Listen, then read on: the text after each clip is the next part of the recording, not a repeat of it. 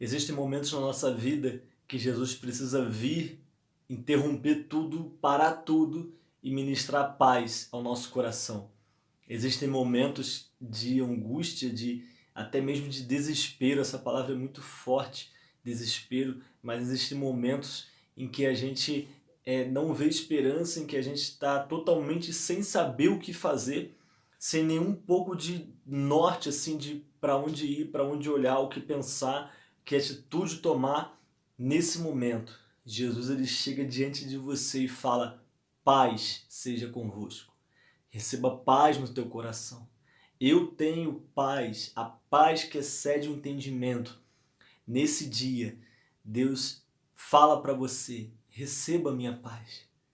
Me dá o teu fardo, troca comigo. Eu quero te dar paz.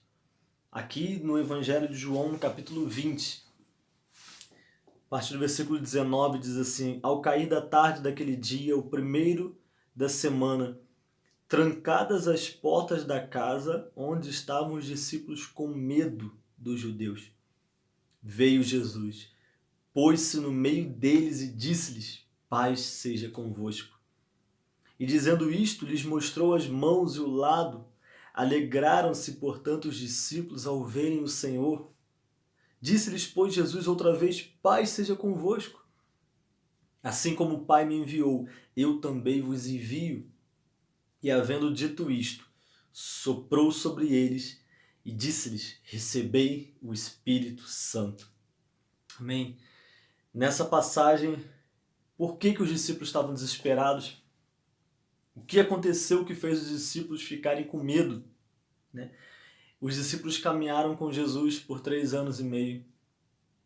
Estavam ao lado dele. Jesus era o cara que tinha sempre uma resposta. Jesus era aquele que trazia provisão.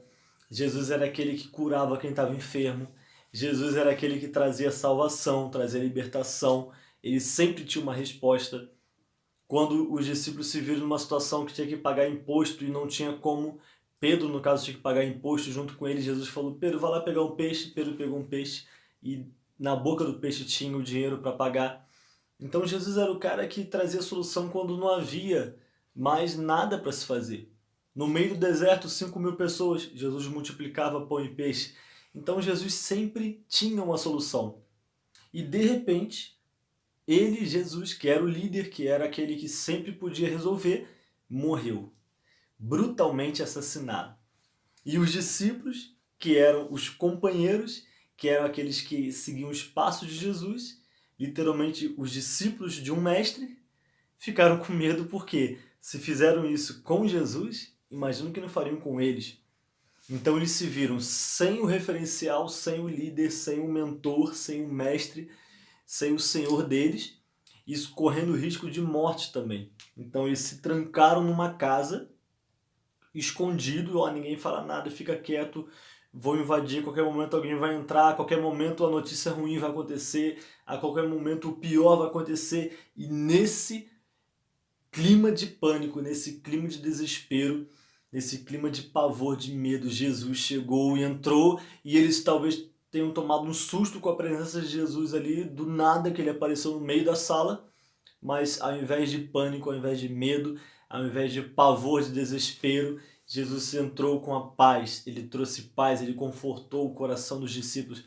Não sei se você já se viu numa situação em que você estava ali ansioso, temendo uma notícia muito ruim e de repente veio um alívio.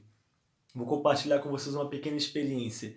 Né? Minha esposa e eu temos o nosso filhinho que hoje está com 2 meses e meio, quase.